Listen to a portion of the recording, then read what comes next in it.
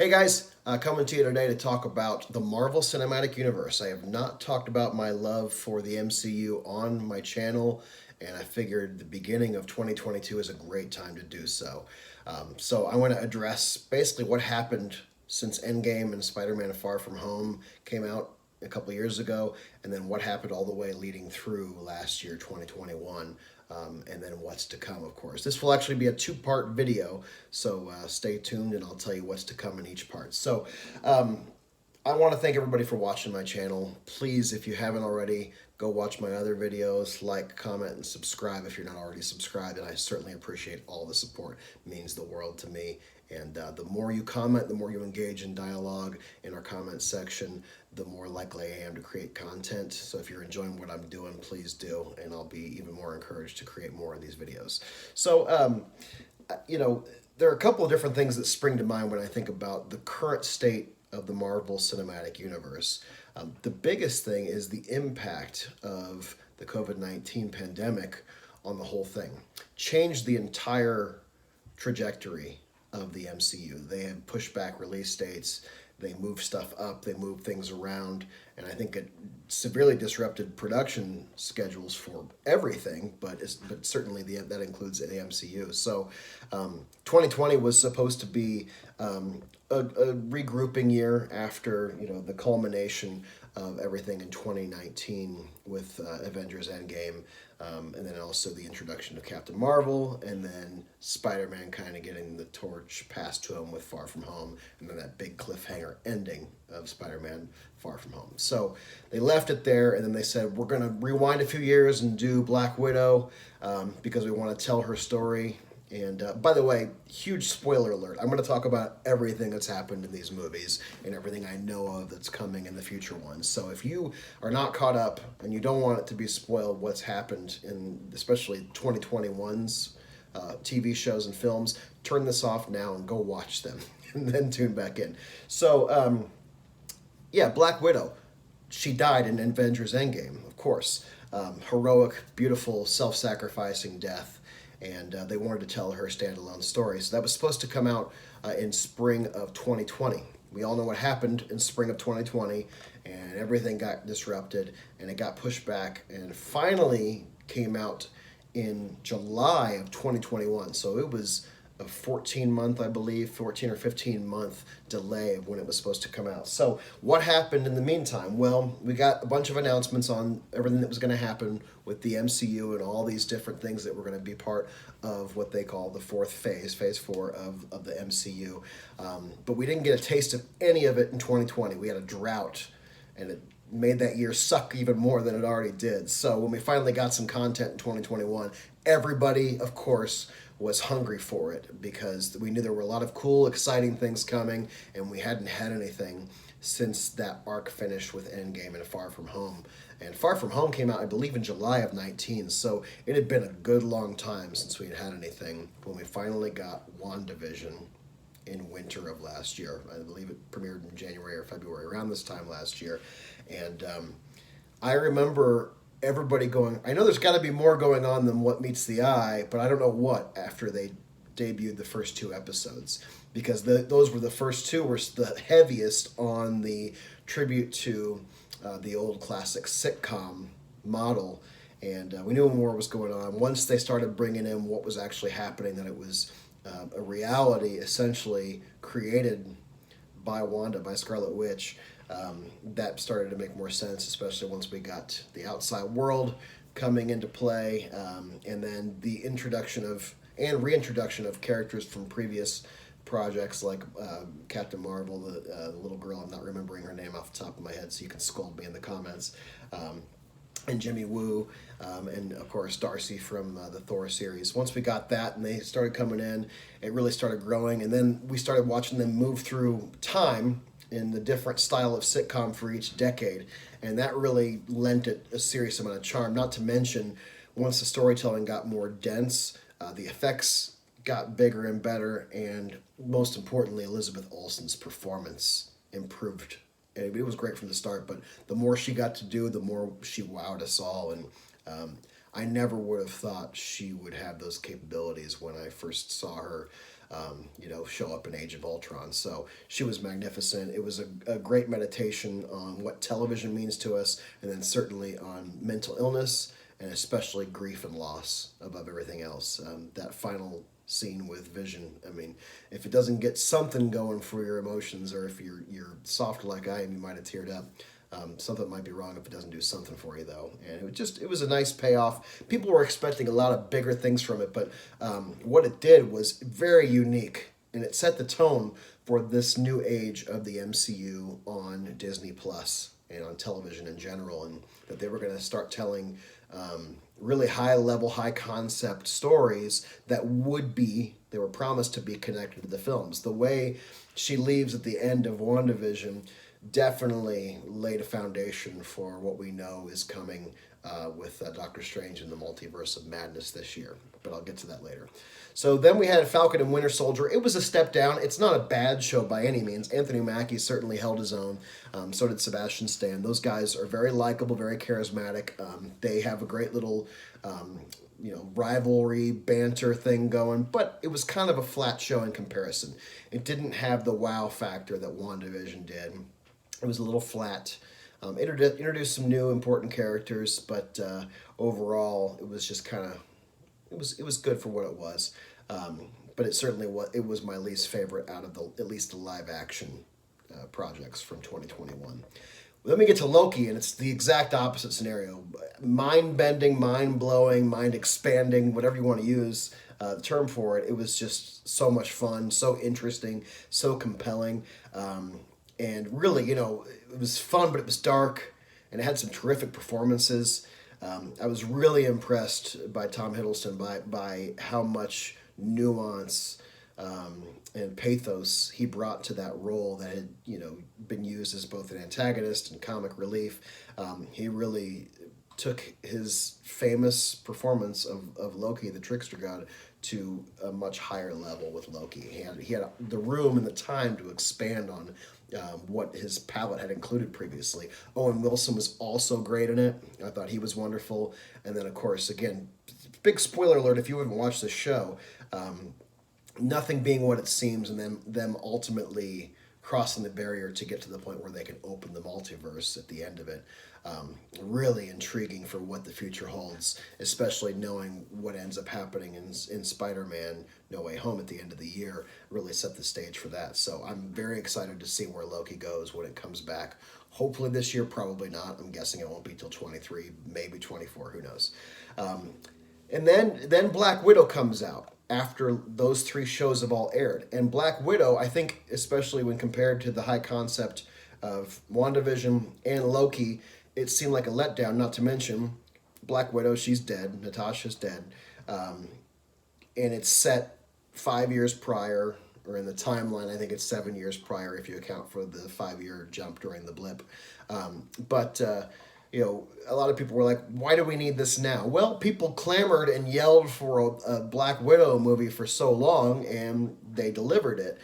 I think it's underrated. I think it's got its weaknesses. The villain is kind of one note, and some of the concepts there were a little weak, but the core family story of Natasha's family, and especially her sister, her character, that was really strong, compelling stuff. And the action sequences are great. The opening segment of that movie where they do the flashback to the mid-90s when they're in America and they escape to go back to Russia, that is just an awesome opening. One of the best opening sequences of any movie in the MCU ever.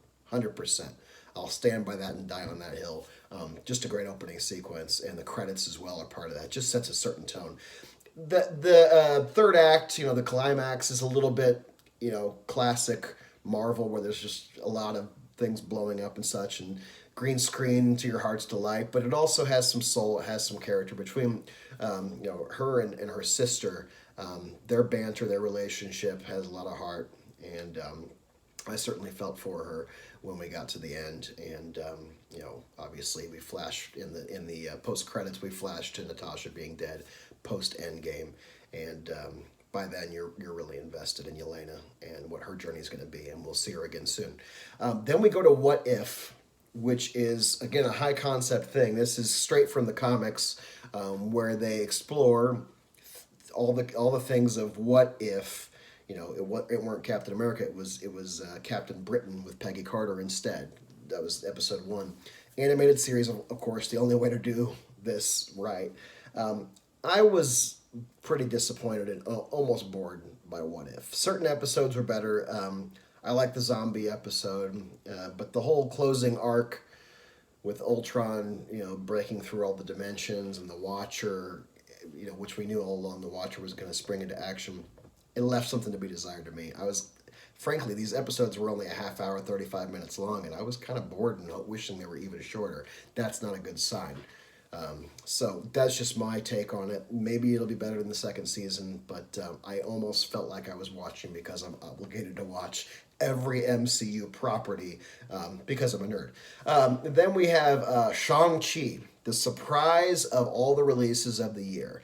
Shang-Chi and the Eternals, of course, were scheduled to be the 1-2 punch of introducing brand new characters and brand new comics to the MCU with these two properties. And Eternals had high expectations up to here, and Shang-Chi was down here. And ultimately, Shang-Chi, for my money, was way more interesting, way more enjoyable, less dry, funnier, more exciting, better stunts, better action, better character development, better acting. Every level for me, it was superior, and I had a lot of fun with that movie. I think Shang-Chi is going to be a really strong addition as a part of the new Avengers here in Phase 4, so I'm excited to see what comes there. Beautiful filmmaking. The third act gets a little, once again, where it's the same type of thing where things start to, the CGI takes over, but they didn't lose sight of the character development during it, and that was the key to why I think it still worked, even though I was kind of like, this isn't as good as the fight on the scaffolding outside of the skyscraper earlier in the film. Way better than the climactic fight, the climactic battle. Of course, the one on the bus, fantastic, probably the best one of the whole film. So maybe they didn't have to do what they did in the third act on the same level, but it was a little bit of a letdown. But still, really good, fun film. Eternals, it's overlong. It's overstuffed with too many characters, too many concepts. It has some really cool things going for it, and I did really enjoy it. But it's just not on that level of what we expect from the best of the best in the Marvel Cinematic Universe. It just doesn't come close to that. Maybe it will with what springs from it or in sequels, but again, I found myself kind of checking the time to see how much time was left in the film. Always a bad sign, of course. But it has a few things going for it. It's got some great performances and some that are a little subpar. Interesting film. I think the concepts are more interesting than the execution. One of those. So, I totally forgot to include Hawkeye. It was in my notes. I knew I was going to do it, and then somehow it slipped my mind. So please forgive me for this awkward insert, but there you go. I'm a 38, almost 39-year-old man, and now I'm starting to forget things and can't keep track of all of it at once. So please forgive me in doing so. I loved Hawkeye. I thought it was such a fun series. It's not the greatest one of the year. WandaVision and Loki set the bar pretty high, but it was a lot of fun. The combination of action, comedy, and Christmas spirit was just great. Great heart, great humor, and then some great action sequences, especially, the third episode. And Jeremy Renner and Haley Steinfeld and Florence Pugh were fantastic. And the Kingpin reintroduction thing, I could take it or leave it, but the plot wasn't as important as the mood and the tone and, like I said, the heart. So I definitely highly recommend Hawkeye. It was the most pure fun out of the Marvel series that came out on Disney Plus in 2021. So please forgive me for forgetting it and overlooking it when I was doing this. It's definitely a series I highly recommend. Now back to the video. And then, of course, we get to the end of the year, and we get to the one that's more anticipated than anything has been since Avengers Endgame, and that is the third Spider-Man film in the MCU, Spider-Man No Way Home. The rumors and the possibility of leak spoiler footage and concepts were all over the internet. And of course, the number one rumor was that the other Spider-Man films that are not part of the MCU would play a part in this, mainly the villains from those 5 films, as well as the one that was denied over and over again, but turned out to be true, of course, the other two actors who played Spider-Man showing up as different dimension, different realms, different universe versions of Peter Parker slash Spider-Man. So Andrew Garfield and of course Tobey Maguire and easily his crowning achievement and most iconic role both showing up. I didn't get to see this until 3 weeks or a month after it came out. So I was hearing everybody talk about how amazing it was and mind blowing. I had one friend who wrote a review for it that claimed it was even more daring than Infinity War and Endgame, and I thought, whoa. But I think those reactions raised my expectations a little too high. I think it's really, really good, and I do think it's the best of the four films of 2021.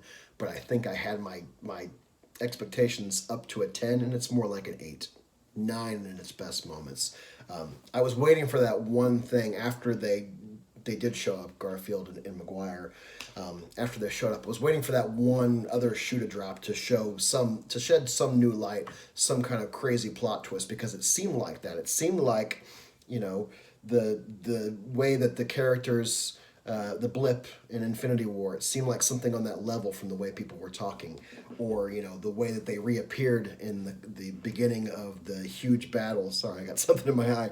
The huge battle in Endgame, the way they reappeared, just something on that level, or Captain America wielding Thor's hammer, something like that. And there was never a moment that quite reached those heights. Now, is it fair to compare this to those heights? Probably not, because that's the peak of probably the entire comic book film art form, a Heath Ledger notwithstanding. But still, I was expecting a little bit more from it, and I found myself wanting a little bit more when it ended.